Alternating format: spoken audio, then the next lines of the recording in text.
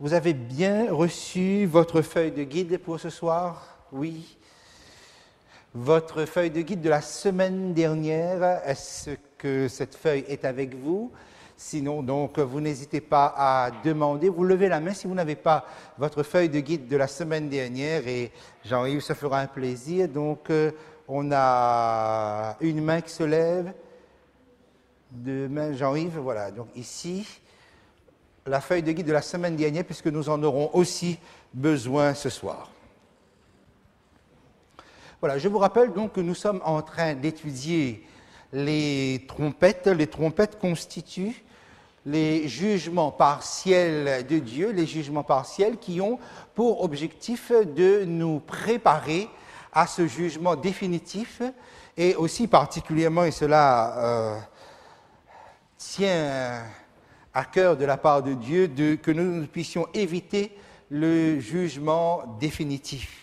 Le jugement définitif, bien entendu, dans le sens le plus négatif, puisque donc le jugement du Seigneur a un effet bénéfique, a un effet positif sur les enfants de Dieu. Lorsque nous sommes dans les trompettes, la fois passée, nous avions considéré le conflit de cette terre sous l'angle du roi du Nord contre le roi du Sud, plus exactement le roi du Sud contre le roi du Nord. Je rappelle très brièvement de quoi il s'agit.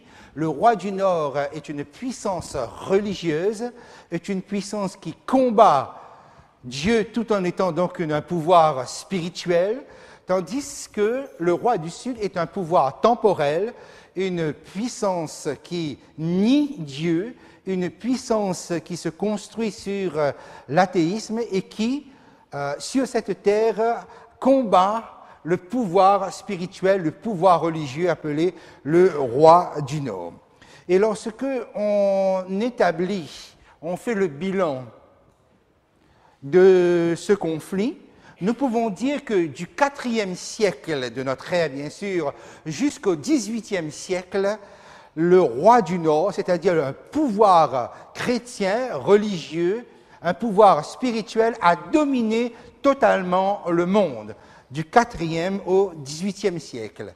Et les trompettes que nous sommes en train d'étudier nous permettent de situer le conflit sur cette terre dans ces périodes du temps de la fin, notre période, et la fin des temps, la période qui est devant nous. Dans le temps de la fin, la puissance dominante n'est pas une puissance religieuse, mais un pouvoir athée, c'est-à-dire qui nie, qui se situe dans la négation de Dieu, appelé, comme nous l'avons vu dans le livre du prophète Daniel ou le livre de l'Apocalypse, l'Égypte, c'est-à-dire donc victoire, dominance d'un pouvoir athée, c'est-à-dire qui nie Dieu, sur le pouvoir religieux. Ça, toute la période du temps de la fin est marquée par la négation de Dieu. Toute la philosophie qui imprègne la mentalité, le comportement de ce monde, c'est une philosophie qui s'inspire de l'athéisme. C'est-à-dire, nous ne voulons pas de Dieu, nous ne connaissons pas Dieu, nous n'avons que faire, exactement comme l'attitude de Pharaon. Mais la fin des temps, comme nous avons eu l'occasion de le voir aussi, ou juste de le mentionner, la fin des temps, ce sera la victoire de Babylone, et le livre de l'Apocalypse va stigmatiser ce nom-là, Babylone, roi du Nord, sur l'Égypte, au point que l'Égypte étant dépouillée de toute sa puissance, par le roi du Nord, par Babylone, par cette puissance religieuse, l'Égypte va faire une alliance et ensemble, ils vont donner l'assaut final sur les enfants de Dieu. Là, nous sommes à la fin des temps. Vous voyez donc le schéma que nous avons sur cet écran. Donc, la première partie, la domination totale de Babylone, toute cette période qui va du IVe au XVIIIe siècle. XVIIIe siècle, comme nous l'avons étudié la fois passée, c'est une montée en puissance de l'athéisme qui renverse le pouvoir religieux, qui pratiquement le réduit à néant. Donc, un coup mortel est donné et jusqu'à aujourd'hui, donc, nous avons une domination de la philosophie athée. Et ce qui est devant nous, ce qui nous attend, ce sera une victoire de nouveau de Babylone, puissance religieuse, sur l'athéisme, et ils vont s'allier pour essayer d'anéantir ou de réduire la puissance de la cause de Dieu. Voilà donc où nous en étions la fois passée. Je vous invite donc à reprendre votre feuille de guide de la semaine dernière pour que nous puissions poursuivre ensemble et entrer dans la 6e trompette. Je vous invite aussi à prendre votre Bible, Apocalypse chapitre 6, à partir du verset 13. Donc la 5e et la 6e trompette concernent la victoire du roi du Sud. C'est bien de cela que nous parlons, hein? La victoire de l'athéisme. L'athéisme, pour le moment, on le définit simplement comme la négation de Dieu. Vivre sans Dieu, vivre sans aucune référence à Dieu. Nous avons fait le parcours de cela pour considérer la 5e trompette sous l'angle des sauterelles. Nous arrivons à la 6e trompette. Je vous invite à lire le verset 13 avec moi. Le verset 13 du chapitre 9, « Le 6e ange sonna de la trompette, et j'entendis une voix des 4 cornes de l'autel d'or qui est devant Dieu. » On a vu cet autel d'or qui est l'autel des parfums, là où Jésus-Christ officie. Il y a une voix qui sort de cet autel. La voix vient de qui? La voix vient de Christ, puisque c'est lui qui est à cet autel. Tout naturellement, donc, c'est Jésus qui parle. Le verset 14. « Et disant au 6e ange qui avait la trompette, délie les 4 anges qui sont liés sur le grand fleuve d'Euphrate. » Là, nous avons un ordre qui est donné, c'est délie les 4 anges qui sont liés sur le grand fleuve d'Euphrate. L'Euphrate est la source qui alimente la ville de Babylone. C'est tout naturellement donc que nous retrouvons les allusions ici. Donc vous écrivez sur votre feuille donc Babylone. Voilà. Okay? Donc nous avons ici une allusion à Babylone. On a vu la victoire de l'Égypte dans la 5e trompette. Il y a ici une allusion à Babylone. Mais qu'est-ce qui est dit particulièrement? De délier les 4 anges qui sont liés sur ce fleuve. On les délie. Verset 15. Et les 4 anges qui étaient prêts pour l'heure, le jour, le mois et l'année furent déliés afin qu'ils tuassent le tiers des anges. La parole est surprenante puisque ces anges sont des anges de Dieu. Ils étaient liés, c'est-à-dire dans l'impossibilité d'agir, dans l'impossibilité d'une action, et à un certain moment, l'heure, le jour, le mois et l'année, ils sont déliés pour une œuvre terrible de tuer le tiers des hommes. Nous verrons par la suite que eux, ils ne tuent pas directement, simplement qu'ils vont laisser faire. C'est-à-dire que ils étaient liés jusqu'à présent donc par une action. Maintenant, ils sont déliés dans le sens où maintenant ils vont laisser faire. Ils étaient liés parce qu'ils retenaient quelque chose sur l'Euphrate, ils empêchaient. Maintenant, ils sont déliés, ils n'empêchent plus. Ils vont laisser faire. Et c'est ce laisser-faire-là qui nous permet de comprendre cet aspect du jugement immanent. Vous vous rappelez, lorsque nous avions parlé de cela, lorsqu'on parle du jugement partiel, on parle de jugement immanent, c'est que bien souvent, Dieu laisse faire, et le fait même de laisser faire occasionne une catastrophe, un dégât, et que Dieu le récupère comme étant son jugement. Donc ici, c'est ce que nous avons, c'est ce que nous voyons ici particulièrement. Alors, ce verset que je viens de lire, on nous parle de ces 4 anges qui étaient prêts pour l'heure, le jour, le mois et l'année, furent déliés. Il y a un moment où les anges de Dieu dans l'histoire laissent faire quelque chose parce que un temps est arrivé. Nous avons donc une accentuation sur l'heure, le jour, le mois et l'année. Commence alors une œuvre de Dieu. Cette œuvre de Dieu-là nous intéresse particulièrement, mais d'abord voyons à quoi correspondent l'heure, le jour, le mois, l'année. Dans le livre de l'Apocalypse, c'est la fois passée lorsque nous avions lu le message du premier ange dans Apocalypse 14, nous avions vu à quoi correspondait l'heure. L'heure, c'est l'heure du jugement est arrivée. Jugement qui commence dans le ciel. L'heure, c'est l'heure du jugement. Le jour, c'est le jour des expiations. En rapport avec la prophétie, c'est le jour des expiations. Le mois, c'est le mois de Tishri, le mois des trompettes, où on annonce le jugement de Dieu. Et rappelez-vous donc, dans le contexte des trompettes, les jugements partiels préparent le jugement, l'exécution du jugement définitif. L'année, c'est l'année de purification. Tout cela est en rapport avec le sanctuaire. Il y a le début d'une œuvre, il y a le début d'une œuvre de Dieu qui commence dans le ciel. Sur la terre, il doit y avoir une répercussion de cette œuvre céleste. Il faut que ça se répercute sur la terre.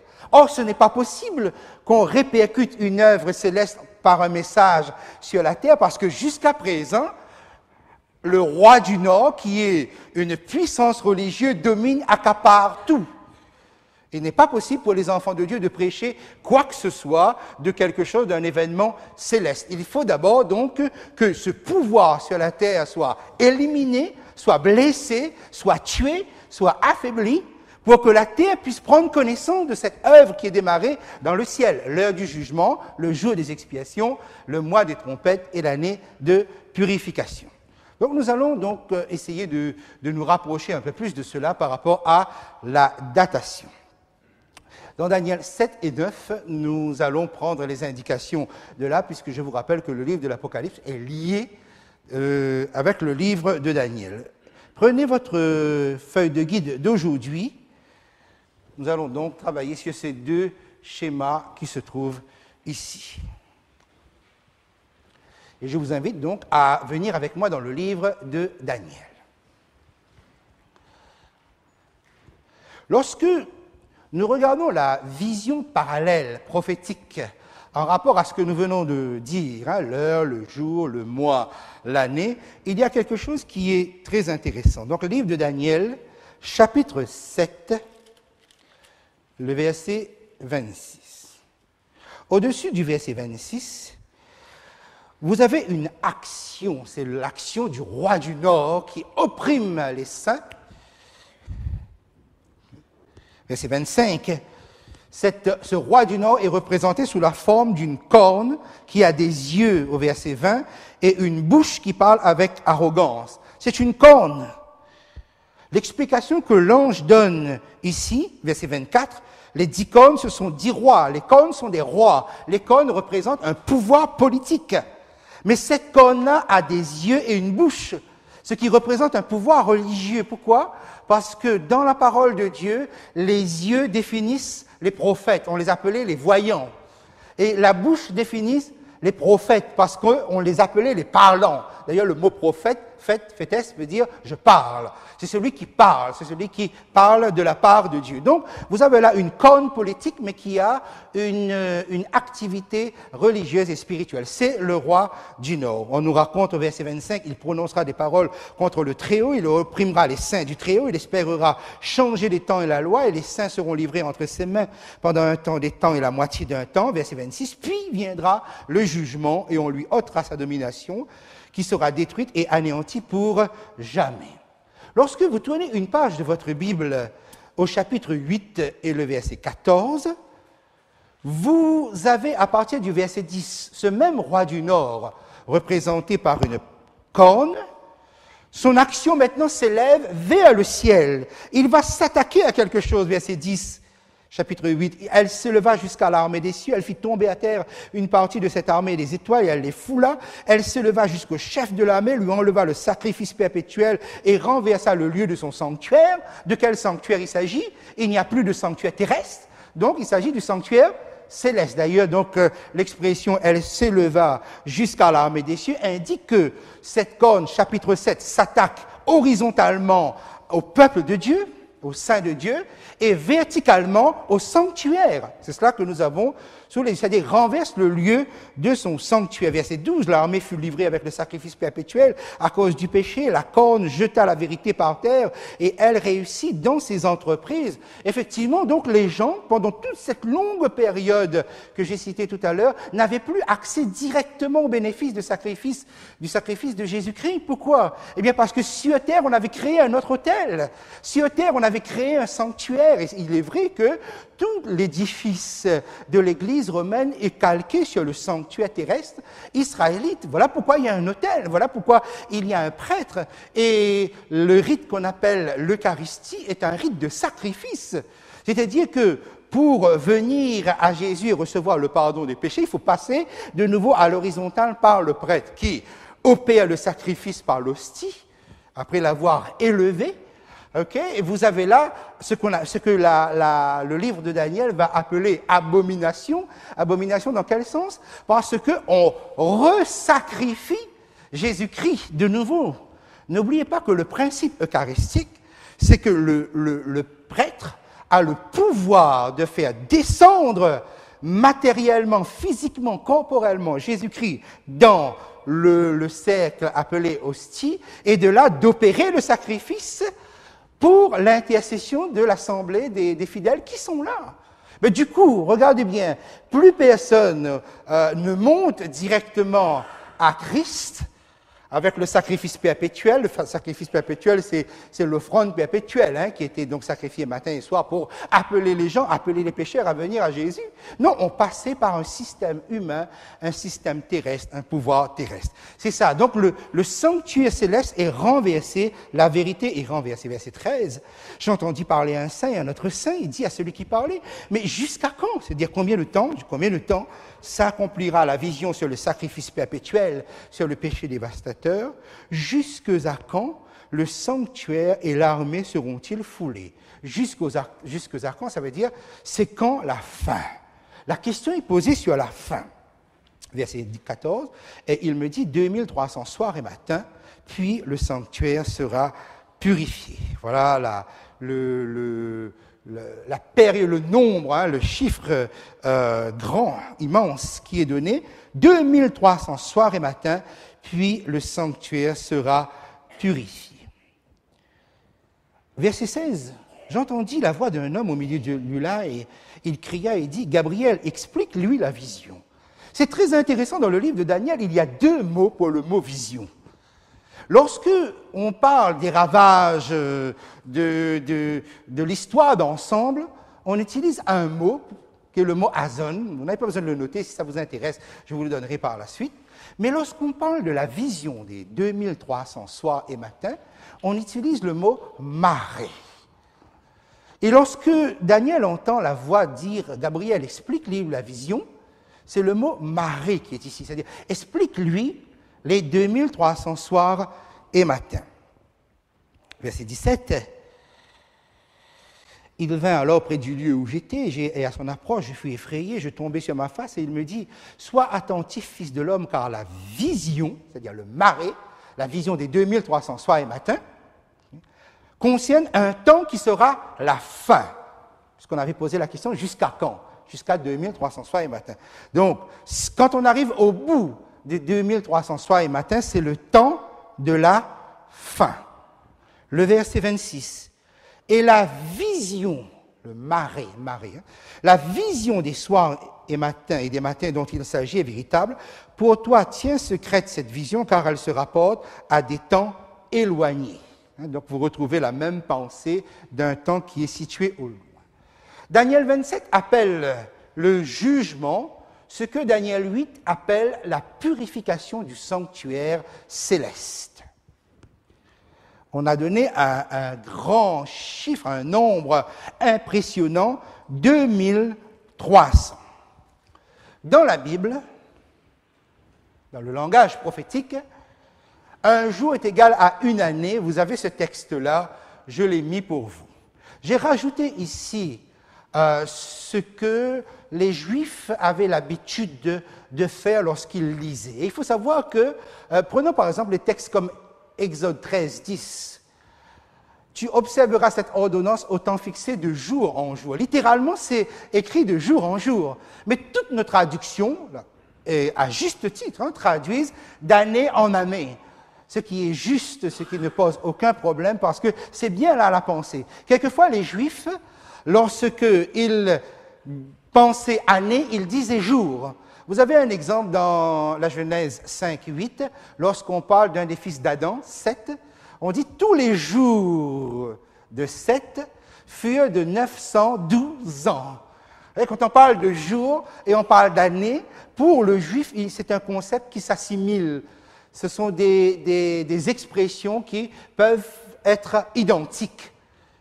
Et dans le langage symbolique, on reprend cela pour parler, dans le langage prophétique, le langage symbolique, un jour égale à une année. Je vous laisse voir le texte d'Ézéchiel vous-même.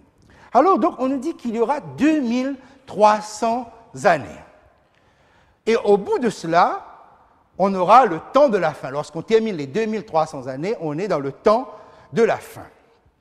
La question, donc, ce serait, comment arriver à définir cette date qui nous permet de comprendre quand est-ce que le temps de la fin a commencé.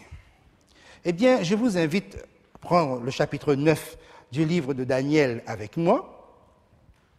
Daniel est en train de prier, l'ange Gabriel revient. Entre-temps, Daniel était malade. Et là, il est en plein dans un moment spirituel intense. Il prie, verset 23. L'ange Gabriel lui dit, lorsque tu as commencé à prier, la parole est sortie et je viens pour te l'annoncer, car tu es un bien-aimé. Sois attentif et comprends la vision. Et l'ange Gabriel utilise le mot marée et non pas hazon.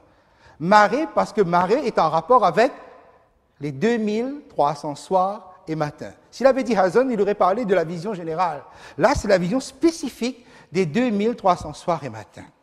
Et là, donc, il va parler de verset 24 d'un temps qui est retranché de cette longue période, 70 semaines, 7 fois 7 fois 10, 490 jours, donc 490 années, ça c'est pour ton peuple. C'est un temps de grâce que Dieu accorde à ton peuple. Mais nous, ce qui nous intéresse, c'est de connaître le point de départ. Verset 25, sache-le donc et comprends. Depuis le moment où la parole a annoncé que Jérusalem sera rebâtie, et à partir de là, l'ange, dans son explication, va découper les 70 semaines en 9 semaines, 62 semaines et 1 semaine pour faire les 70. Pour le peuple juif. Mais regardez, le point de départ est intéressant parce que nous l'avons et cela nous permet à nous d'essayer de réfléchir et de calculer à quelle date a commencé exactement le temps de la fin. À partir du moment où la parole, le décret, le dabar, comme on voudrait le dire, est lancé que Jérusalem sera rebâtie. Nous avons la date, je l'ai mis depuis tout à l'heure, vous l'avez aussi sur votre feuille, il s'agit de 457 avant Jésus-Christ. Voilà le point de départ. C'est intéressant, nous sommes en 457 avant Jésus-Christ. On a le point de départ, on voudrait connaître le point d'arrivée, pour connaître quelle est la date qui commence le temps de la fin. Alors regardez, nous avons deux données ici. Nous avons un chiffre, 2300, et puis nous avons un autre chiffre, 457. 457 années avant Jésus-Christ. On a deux. Maintenant, comment faire pour, à partir de ces deux chiffres, arriver à connaître l'année qui nous intéresse? Je rappelle qu'ici, c'est 457 années avant Jésus. À partir de Jésus, donc, on commence un ordre croissant qui nous amène jusqu'à nos jours. Alors, quel calcul il faudrait faire pour pouvoir arriver à la date qui nous intéresse, qu'on recherche? Vous avez 2300, vous avez 457. Quel calcul il faudrait faire? Pas de mathématicien dans la salle? OK. Eh bien, il faudrait faire une soustraction. OK. Soustraire les 457 années avant Jésus-Christ de ce grand chiffre 2300 et nous aurons l'année qui nous intéresse. Alors, si on fait le calcul, 2300 moins 457, ça donne 1843. Voilà donc la date qui nous intéresse, 1843 de notre ère. on va dire, donc voilà le nombre qui nous intéresse, l'année qui nous intéresse. 1843 aurait donc commencé le temps de la fin. Une petite précision. Imaginons, nous sommes le 1er janvier 2012 et que je vous prête un livre et que je vous dis, voilà, je vous prête ce livre pour 1 an exactement, c'est-à-dire pour 365 jours exactement. Nous sommes 1er janvier à midi, ok, je vous dis pour 1 année exactement. Quand est-ce que vous devez me le rendre? 365 jours exactement m'amène au 31 décembre 2012 à midi. Pas le 1er janvier, 1er janvier c'est l'anniversaire, mais pour écouler le nombre de temps exact d'une année, donc l'échéance termine le 31 décembre 2012. Je suis dans la même année. Imaginons ceci, je reprends le même schéma, mais que ce n'est pas le 1er janvier 2012 que je vous prête le livre, mais le 23 octobre 2012 à midi. Je vous dis, voilà, rendez-moi ça exactement, je te prête pour 365 jours exactement 1 année, et il faut me le rendre. À ce moment-là, à quelle date vous allez me le rendre? Je ne suis pas en janvier, je suis 23 octobre, donc ça pousse dans l'année. Il me faut donc, pour atteindre le même nombre de jours, okay, pour compter 1 année, ça va donc dépasser 2012, j'arrive le 22 octobre 2013. Forcément, je tombe dans l'année puisque ça décale, donc ça tombe dans l'année suivante. OK pour ça? OK, pour faire 1 année. Alors, imaginons que le décret qui annonce que Jérusalem sera rebâtie sort le 1er janvier 457. Pour faire exactement 2300 années, okay, on arriverait au 31 décembre 1843. D'accord? Okay? Mais voilà, le décret qui est sorti n'est pas sorti le 1er janvier, mais il est sorti en octobre 457. Donc, du coup, vous êtes obligé de tout décaler. Et quand est-ce que se terminent les 2300 années? Se termine en octobre 1844. Et là, donc, nous avons notre date.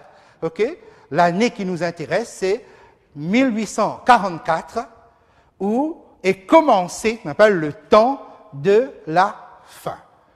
Voilà, donc cette année, nous allons bien le retenir, bien le garder, ok? Octobre 1844, vous le notez, surtout ici, ok? Voici 457 avant Jésus-Christ, 2300 années nous amènent à 1844. Qu'est-ce qui s'est passé à 1844? Daniel 7, le jugement est commencé dans le ciel. Daniel 8, c'est le jour des expiations dans le ciel. C'est la purification du sanctuaire céleste. Et toute notre période actuelle s'appelle le temps de la fin depuis 1844. Que depuis 1844, nous sommes dans le temps de la fin. D'accord? Voilà comment donc on peut simplifier le schéma pour que nous puissions arriver le plus directement sur la date qui nous intéresse. Okay? 2300 moins 457, 1843, mais comme c'est en octobre, vous poussez tout, vous arrivez à octobre 1844. Octobre 1844. Voilà. Okay? Nous allons garder cette date-là, nous allons retenir cette année parce que nous en aurons besoin. OK. Nous revenons sur notre feuille ici avec la 6e trompette. 1844, puisque donc voilà le jour, l'heure, le jour, le mois, l'année. 1844, c'est le début d'une œuvre de Dieu. Qu'est-ce qui se passe sur la terre? Nous avons dit qu'avec les trompettes, c'est la victoire de l'athéisme, c'est la victoire du roi du Sud. Mais dans ce 19e siècle, alors que le christianisme officiel romain est vaincu, il y aura un mouvement de réveil. Et là, vous l'écrivez sur votre feuille, hein, c'est mouvement de réveil. Il y aura un mouvement de réveil, nous en avons parlé lorsque nous avions étudié les églises. Un mouvement de réveil en Europe, parce que le protestantisme était en train de s'endormir. Des mouvements évangéliques vont s'élever en Europe, en Angleterre, en Suisse, en France.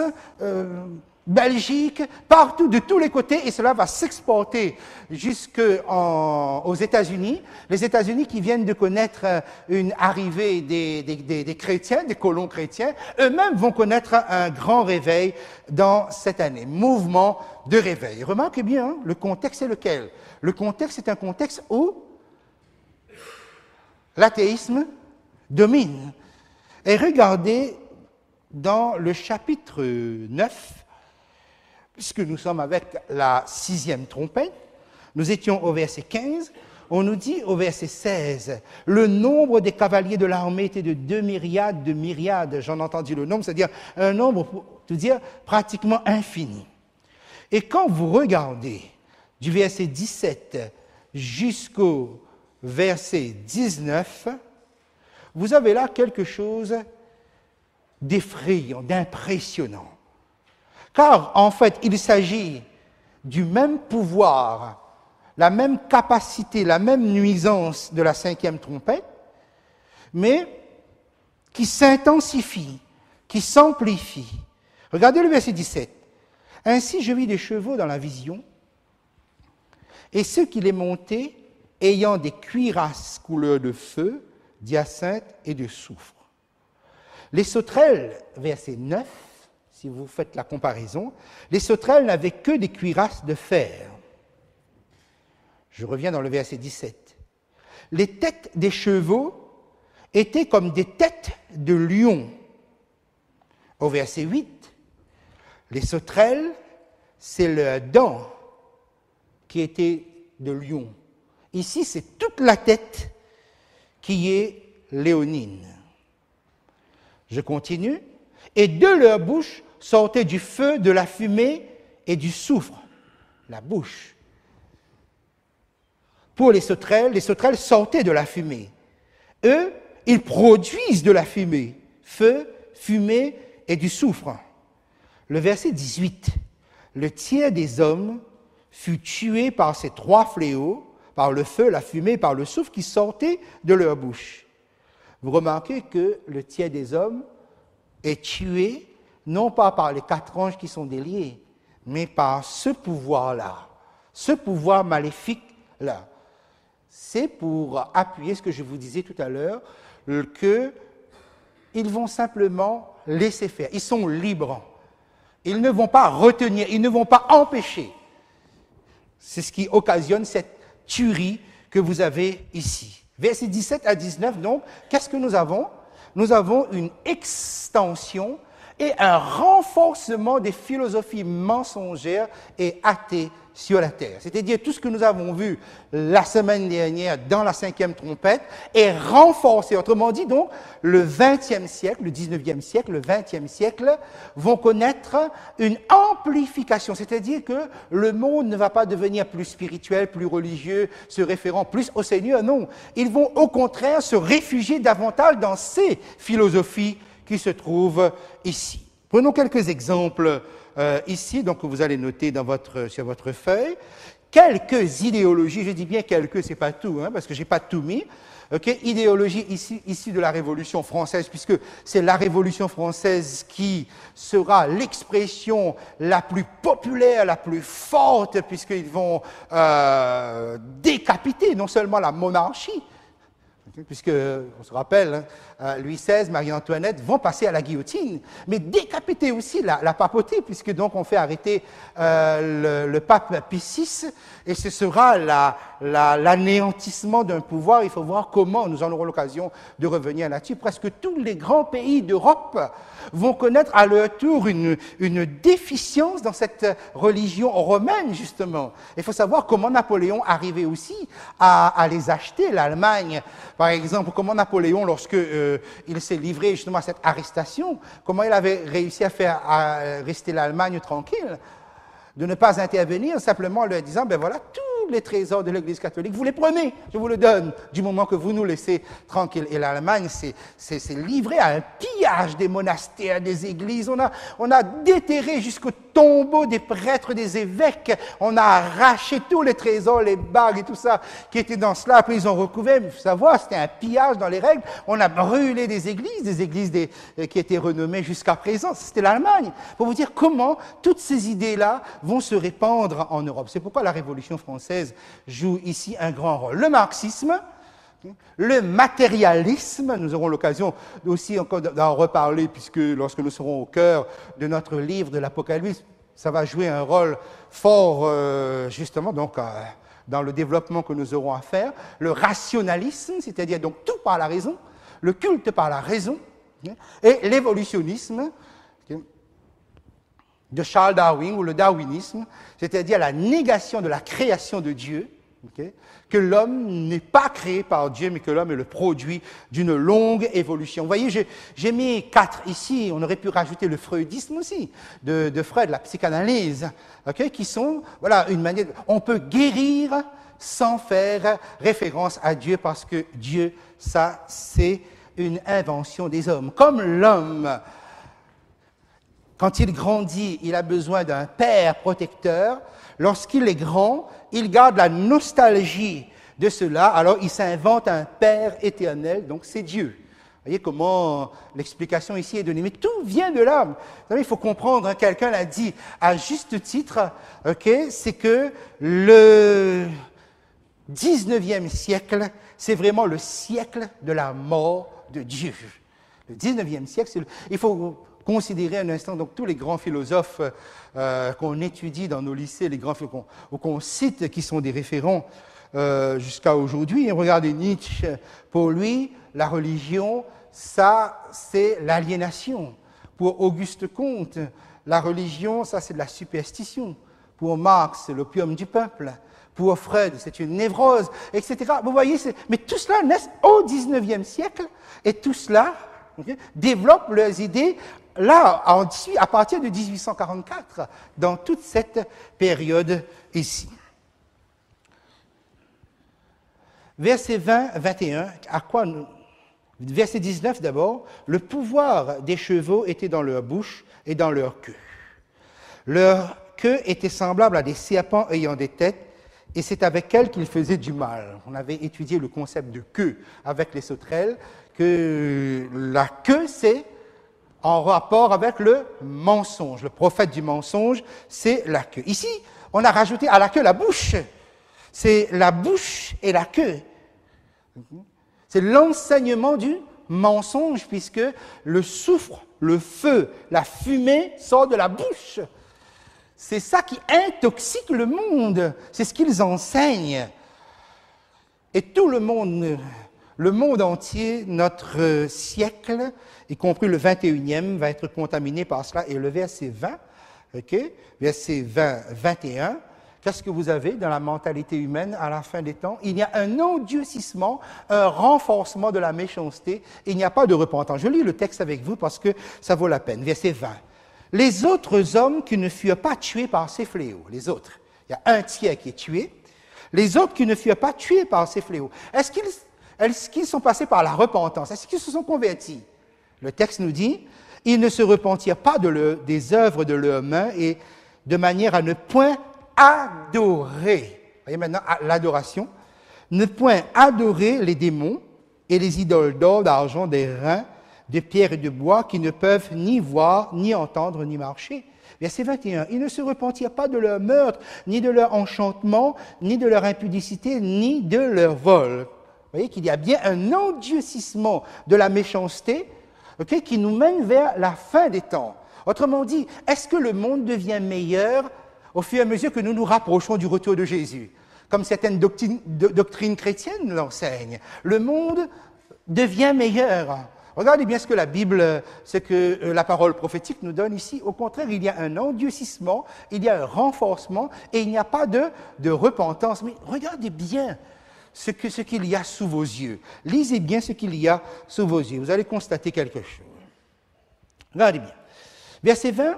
Ils ne se repentirent pas des œuvres de leurs mains, de manière à ne point adorer les démons, les idoles d'or, d'argent, des reins, de pierre, de bois, qui ne peuvent ni voir, ni entendre, ni marcher. Vous avez ici la transgression du 2e commandement. Ne pas adorer des images. Verset 21. Ils ne se repentirent pas de leur meurtre. Vous avez ici la transgression du 6e commandement. Ni de leur enchantement, ni de leur impudicité ou de leur débauche, de leur adultère.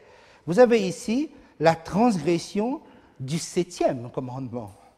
Ni de leur vol, transgression du 8e commandement. 4 commandements sont cités pour indiquer, c'est la totalité des commandements. Au fond, le résultat de l'enseignement mensonger qui domine le monde a fini par mettre les gens complètement en porte-à-faux avec les 10 commandements. Et il y a quelque chose qui a été rajouté, inséré ici, dans le verset 21, ni de leur enchantement ou de leur magie. Le mot qui est là ne se trouve pas dans les 10 commandements. Il y a 4 enchantements. C'est le mot pharmakon. Le mot pharmakon désigne ce que les sorciers fabriquaient. Ils le fabriquaient pour en faire des médicaments, mais ils pouvaient aussi, dans la même manipulation, faire des poisons. Vous connaissez ça, là? Même ici à La Réunion, quand on parle des devinets, on ne sait pas trop si on y va pour le bien ou si on y va pour le mal. On peut aller pour les deux d'ailleurs. Donc voilà, vous retrouvez cela. Le mot est ici inséré pour parler justement de ceux qui fabriquent des médicaments sont les mêmes que ceux qui fabriquent des poisons. Et là, vous arrivez à quelque chose d'extrêmement intéressant. Pourquoi? Parce qu'au fond, de quoi est alimenté le monde? De quoi ils sont nourris? Bien souvent, des poisons ressemblent à des médicaments. Il y a des idéologies, quand vous en êtes nourri, vous avez l'impression que vous vous sentez bien. Ça soulage. On respire, mais ce sont de véritables poisons. Regardez bien le monde actuellement, de plus en plus, comment ça se développe. Mais nous sommes dans un gouvernement, on va le dire, laïque, démocratique. Mais regardez bien, et pourquoi? Parce que lorsque vous avez lu ce texte, avez-vous eu l'impression qu'on est en train, que le résultat de tous ces enseignements était la transgression des 10 commandements? Non, on ne l'a pas vu comme tel. Là, c'est parce que j'en ai parlé, je l'ai fait ressortir, on le voit. Mais ainsi en est-il justement du problème. C'est que si j'étais en transgression des commandements et que je ne m'en rendais pas compte, pourquoi? Parce que quelque part, on a formaté mon esprit de sorte que je ne vois pas que c'est quelque chose qui est mal. Et mal, c'est que peut-être ma conscience va me définir comme mal. Et effectivement, regardez, si on va vers on accrédite le mariage des homosexuels, si on accrédite bien des choses qu'il y a quelque temps qu'on n'aurait pas accréditées, mais remarquez comment tout cela finit par passer tranquillement. Oui, mais voilà, c'est tout à fait normal, c'est dans la logique des choses, c'est dans le... OK, allons-y. Remarquez bien, nous avons un président de la République que certainement j'aime bien, il n'y a pas de... Je pense qu'il est sympathique, il essaie de faire de son mieux. Il est contre le mariage. Remarquez que c'est son droit, quelque part, peut-être d'être contre le mariage, du fait qu'il n'est pas marié. Il est, je ne sais pas trop comment il faut le dire, compagnonnage, concubinage, ou qu'importe. Et que les États-Unis, puisque nous avons une première dame de France qui ne veut pas de l'expression de la première dame de France, les États-Unis, avec un air assez narquois, avec beaucoup d'ironie, disent, voilà, vous avez donc la première copine de France. Nous avons la première copine de France. Et c'est quoi la première copine de France? Une copine, on la quitte. À n'importe quel moment. Une copine, dans l'idée de la mentalité, on remplace une copine. Mais une femme, une épouse, ça, c'est un lien éternel. Mais remarquez bien, du fait que jusqu'à présent, il n'y avait pas ça en France et que ce soit placé à la tête de l'État, ça devient naturel après tout. Oui, pourquoi pas? Regardez les sondages. La majorité des Français sont pour le vote, sont pour le mariage homosexuel. Donc, ils ne voient pas, du moment qu'on ne fait pas le mal, du moment qu'on ne... Voilà, on peut faire tout... Vous comprenez? Et comment, finalement, quelque part, la parole de Dieu peut nous sensibiliser? Et si, finalement, il y avait des choses qui étaient mal, et que je ne n'appelle plus ça mal, et que j'en étais amené à les considérer autrement, différemment. Vous savez, lorsque on travaille au sein des communautés homosexuelles, il y a quelque chose qui est très intéressant, vous savez. Ce sont des gens qui savent faire la fête. Ils font beaucoup la fête. Hein. Ce sont peut-être ceux qui arrivent à mieux sur cette terre faire la fête. Ils arrivent à s'amuser. Mais c'est la communauté aussi où il y a le plus de suicides. Vous savez pourquoi? Une étude a été faite. Parce que quel que soit ce que la société dira, ou votera, ou permettra, leur conscience enregistre que ce qu'ils font n'est pas bien. Leur conscience l'enregistre. Que pourrait enseigner la société? Qu'importe de toutes les libéralités morales possibles, mais leur conscience, ils ne peuvent pas y échapper. Donc, quelles que soient les fêtes, ou quelle que soit la capacité d'en organiser, il y a quelque part une mise en garde, un avertissement que le Seigneur nous adresse, le Seigneur nous lance. Et si, moi, chrétien, j'en arrivais à la même insensibilisation, est-ce que moi-même, quelque part, dans ma vie, je ne suis pas amené à prendre des décisions, à entrer dans des pensées où finalement, comme ce texte, je ne vois même plus que c'est Dieu, sont les commandements de Dieu qui sont transgressés. Or, le monde est en train de s'endurcir là-dedans. Le monde est en train de se renforcer là, sans même qu'on dise quoi que ce soit.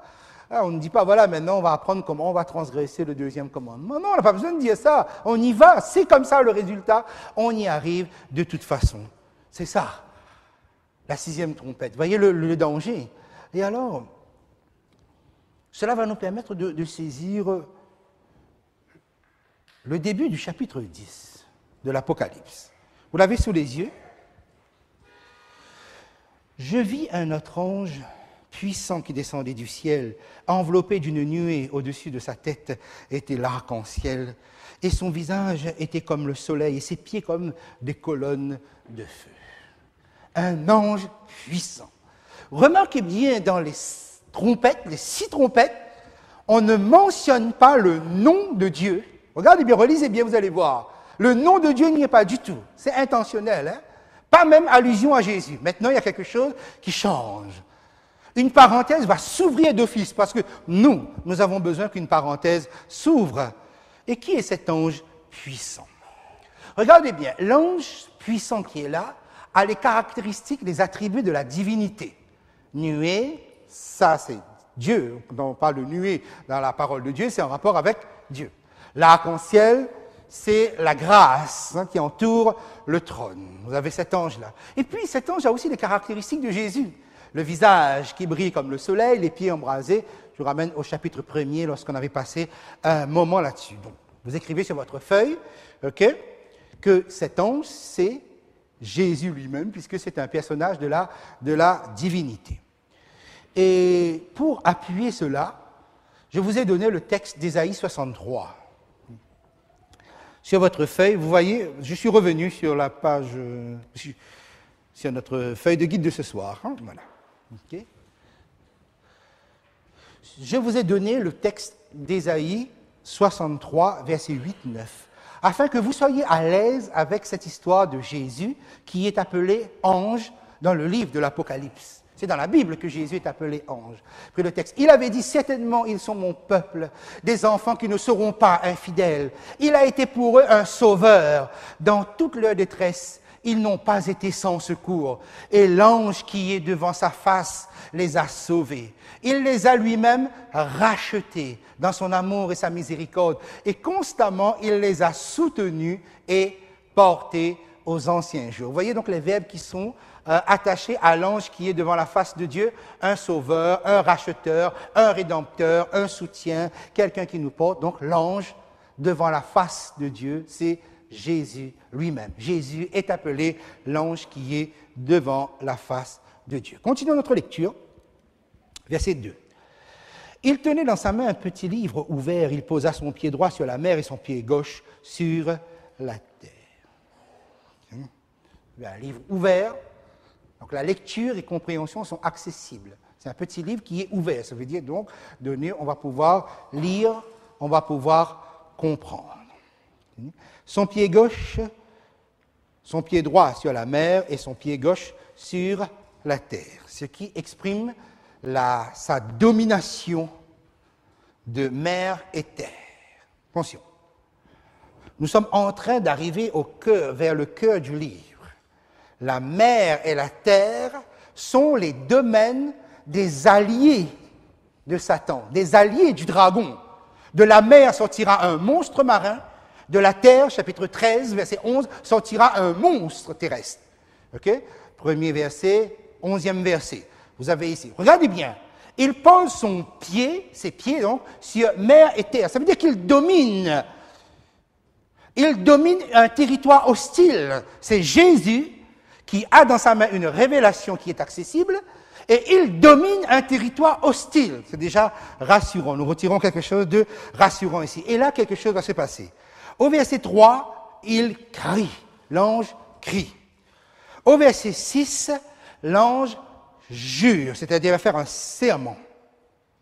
Et au verset 9, l'ange dit, il va ordonner. Okay, voilà ce que nous écrivons, pas de complications ici. Regardons un instant, l'ange crie, c'est-à-dire Jésus va crier. Verset 3, il cria d'une voix forte comme rugit un lion. Okay? C'est le lion de Juda qui défend son peuple. C'est un cri de victoire, c'est un cri final qu'il lance ici. Et quand il lance ce cri, verset 3, quand il cria, les 7 tonnerres firent entendre leur voix. Il y a eu un déclenchement des 7 tonnerres.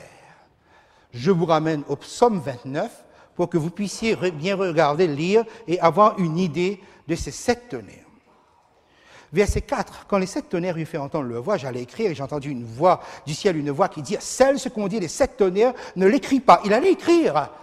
Mais une voix du ciel, retenez bien cela, une voix du ciel fait entendre un arrêt, on stoppe l'affaire, on bloque l'affaire. Celle, ne l'écrit pas. Et il y a là quelque chose qui est assez intéressant parce que par rapport à la suite, nous nous rendons compte de cela. C'est quoi les 7 tonnerres? Bon, ben justement, on n'a pas écrit. Mais les 7 tonnerres dans le psaume 29, vous allez le voir. Remarquez bien le schéma. Le lion de Juda, Jésus, nous sommes au 19e siècle. Hein, le monde est complètement contaminé, dominé par toutes les philosophies que nous avons mentionnées. Jésus pousse un cri final, le cri de victoire. Immédiatement, par réflexe, 7 tonnerres font entendre leur voix. Qui sont les 7 tonnerres? Rien d'autre que la voix de Dieu, dans le psaume 29, on le voit, assimilée à 7 tonnerres. Mais quand les 7 tonnerres, en rapport avec la voix de Dieu, font entendre, ce sont des actions de Dieu catastrophiques, certes, et qui ont un effet direct sur la nature. Et dans le psaume 29, on a inclus le déluge. C'est quoi le déluge? Le déluge, c'est l'intervention de Dieu qui met fin définitivement, qui met fin à ce qui se passe sur cette terre. Et là, nous avons une indication. Vous savez, parce que Jean allait écrire et on lui dit non, n'écris pas, celle. Et la scène est étrange. La scène est étrange parce qu'il y a un événement qui va suivre, c'est le serment. Je prends tout de suite le serment avec vous. OK? Verset 6. Et verset 5. L'ange que je voyais debout sur la mer, sur la terre, leva sa main droite vers le ciel et jura par celui qui vit au siècle des siècles. Regardez bien, ça aurait pu s'arrêter là et on va indiquer. Qui a créé le ciel et les choses qui y sont, la terre et les choses qui y sont, et la mer et les choses qui y sont, qu'il n'y aurait plus de temps. Verset 7. Mais qu'au jour de la voix du 7e ange, quand il sonnerait de la trompette, le mystère de Dieu s'accomplirait, comme il a annoncé à ses serviteurs les prophètes. Il jure, et il jure, c'est-à-dire fait serment, qu'il n'y aura plus de temps, je vous promets, il n'y aura plus de temps, et que la voix de la 7e trompette va accomplir véritablement ce que Dieu a promis. Il y a comme une rétractation. Il faut comprendre l'image du langage humain. Le lion pousse un cri de victoire, victoire finale. Automatiquement, sans réfléchir, les 7 tonnerres se déclenchent. J'ai dit sans réfléchir, mettez ça dans le langage humain, ok? Il déclenche, c'est la fin, c'est fini. C'est comme le déluge. Dieu va tout détruire, les enfants de Dieu seront protégés, etc. Enfin, gloire à Dieu, alléluia. Et puis tout d'un coup, on dit non, n'écris pas, c'est trop vite, vous allez trop vite. Ok, d'accord, peut-être, je suis allé trop vite. Mais je jure qu'il n'y aurait plus de temps. Je jure que ce qui a été annoncé va se faire. Maintenant, c'est là que nous allons essayer de comprendre un moment pourquoi, qu'est-ce qui s'est passé avec ce cri qui est ici. Regardez bien, comment la 6e trompette s'est terminée. La 6e trompette s'est terminée par la victoire dominante du mal, en contradiction avec les commandements de Dieu. Mais avez-vous bien regardé? Un tiers des hommes furent tués, et les autres qui ne furent pas tués, c'est-à-dire les 2 tiers, ne se convertissent pas. Okay? Un tiers tué, 2 tiers ne se convertissent pas. À moins que je me trompe, mais 3 tiers, c'est la totalité, n'est-ce pas? Okay, vous avez la totalité. Un tiers tué, 2 tiers qui ne se convertissent pas. Ben, il y a un problème. Ça veut dire que la totalité du monde se trouve dans un état, okay, un tiers tué par rapport à cette théorie, et 2 tiers qui ne changent pas là. Donc on comprend que la scène ressemble étrangement au déluge qui s'est passé à l'époque de Noé. Le mal était à maturité et il fallait en finir. Comme Sodome et Gomorrhe, le mal arrive à maturité, Dieu descend et il éradique. C'est l'élimination finale. Et c'est ça qui a fait crier le lion, 19e siècle, hein, regardez bien, 19e siècle. Le mal arrive à une telle maturité, une telle ampleur, que vous dites, mais où sont les enfants de Dieu quand le mal domine? Ben, si un tiers est tué, 2 tiers ne se convertissent pas, mais où sont les enfants de Dieu, n'est-ce pas? C'est la question qu'on pourrait se poser parce que la question là est la même que nous nous posons aujourd'hui. Si l'évangile est si puissant, si la parole de Dieu est si tonitruante et extraordinaire, mais où sont les enfants de Dieu? Regardez autour de vous. Vous avez l'impression que, il n'y a que ceux qui suivent ces philosophies que nous venons de dénoncer. Ils se plaisent là-dedans. Mais où sont les enfants de Dieu? On ne les voit pas.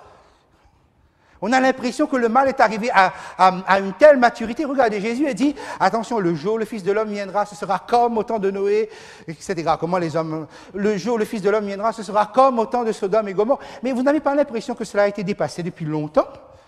Mes amis, nous avons déjà dépassé l'époque de Noé. Le mal a atteint une telle maturité qu'on a dépassé l'époque de Sodome et Gomorrhe. Jésus n'est pas revenu. Et en fait, Jésus avait déjà poussé un cri de victoire. Ce qui vous indique ceci, écoutez bien, c'est que depuis le 19e siècle, le mal a atteint toute sa capacité idéologique dans le concept. Ils ne peuvent plus aller plus loin. Ils sont arrivés au maximum. C'est derrière nous. Hein. Aujourd'hui, c'est la gestion de cela dans le monde. C'est ça qui a fait crier Jésus. Pourquoi pas? Parce que, regardez, tout le monde est contaminé. Il n'y a rien qu'on peut retirer là-dedans. On dit non. Et c'est là qu'on comprend. Un temps de grâce spécial est donné à la terre depuis le 19e siècle, moment où le lion a crié la finale. Et que les tonnerres ont déclenché leur voix pour dire, ça y est, le déluge va arriver. On dit, non, attends. Ok, Jésus attend. Mais il dit ceci, je jure qu'il n'y a plus de temps. Plus de temps prophétique, comme nous avons calculé. Pourquoi? Parce que 1844, c'est l'aboutissement. On ne peut pas aller plus loin dans le calcul prophétique. Et le monde ne peut pas inventer pire, sinon, si ce n'est au niveau de la technique. Mais tout a été inventé au niveau du mal. Sinon que le monde actuel n'en est que le bénéficiaire. Okay? Il n'y a plus de nouvelle période prophétique. L'ange, si vous avez noté ça, okay? L'ange jure. Et regardez, son serment est sur le Dieu créateur. Il jura par celui qui a fait le ciel et les choses qui y sont, la terre et les choses qui y sont, la mer et les choses qui y sont. Pourquoi le Dieu créateur? Pourquoi? Pourquoi mentionner? On aurait pu dire, voilà, je jure par celui qui est le Dieu créateur. Pourquoi avoir mentionné la nature? Parce que justement ceci, Jésus fait le serment sur quelque chose que le monde ne peut pas douter, ne peut pas remettre en question. Vous pouvez douter du Créateur, mais la création, ou bien on va appeler ça la nature, Okay, ben, le ciel, ça peut être l'espace avec les nuages et tout ça. La terre, la nature, là, il y a un environnement, la mer et toutes ces choses qui y sont. Vous ne pouvez pas douter de ça. Vous pouvez douter de celui qui l'a fait. Mais vous ne pouvez pas douter que ces choses existent. Et un jour, il faudra bien aller à la finalité de ça. Ces choses qui existent, elles existent, ces choses, elles existent par qui? Donc, regardez bien, sur quoi Jésus jure ou fait le serment? Sur quelque chose que le monde ne pourra jamais remettre en question, c'est l'existence de leur environnement. Vous pouvez remettre en question la rédemption, vous pouvez remettre en question ce que Jésus a fait, mais vous ne pouvez pas remettre en question ce que Dieu a fait, même si vous remettez en question Dieu, parce que ce qu'il a fait est là autour de vous. Et c'est là-dessus. Pour dire que c'est aussi certain ce que je suis en train de dire, ce que Jésus dit, ce que je suis en train de... Le serment que je fais est aussi certain que les choses qui vous environnent. Parce que demain, il va falloir répondre comment les choses sont là. Il va falloir mettre une véritable logique derrière tout cela. Et vous voyez pourquoi cela est utilisé. Et là, le texte de Hébreux 6, verset 17-20, que j'ai mis sur votre feuille. Regardez comment l'auteur de l'Épître aux Hébreux va s'exprimer. C'est pourquoi Dieu, voulant montrer avec plus d'évidence aux héritiers de la promesse, l'immuabilité, c'est-à-dire immuable, c'est quelque chose qui ne change pas, l'immuabilité de sa résolution, Dieu a pris une résolution, intervint par un serment, afin que par deux choses immuables, deux choses qui ne changent pas, dans lesquelles il est impossible que Dieu mente. C'est-à-dire que dès que Dieu intervient par un serment, il est impossible qu'il mente. Il ne ment pas. Sinon, il ne se serait plus lui-même pris à ses propres yeux au sérieux. Nous trouvions un puissant encouragement. Nous, dont le seul refuge, c'est quoi votre seul refuge à vous? C'est cette terre qui vivait justement dans un tel contexte, a été de saisir l'espérance qui nous a été proposée. Cette espérance, nous la possédons comme une encre de l'âme, sûre et solide. Elle pénètre au-delà du voile, c'est-à-dire jusque dans le sanctuaire. Mes amis, c'est extraordinaire. Okay? Il faut comprendre comment le ciel, et cette impatience de Jésus, c'est un langage, je le répète, c'est un langage humain pour que nous arrivions à comprendre le ciel. Il y a une impatience céleste de régler cette affaire de la terre. Mais au 19e siècle, dans quel état se trouve le monde? Comme si c'est la totalité, les 100% qui sont complètement contaminés. On ne peut rien retirer dessus. Que Dieu revienne et qu'il balaye tout ça avec le déluge, qu'il sauve 3 ou 4. Et puis, mais rappelez-vous le schéma qu'on a fait concernant le peuplement du royaume des cieux. Okay? Et cela est là pour dire que vraiment c'est un temps de grâce qui sera accordé à la terre, à l'humanité tout entière. Un temps de grâce à l'humanité tout entière avec un message spécial. Quel est ce message spécial? C'est ce que nous verrons le lundi prochain.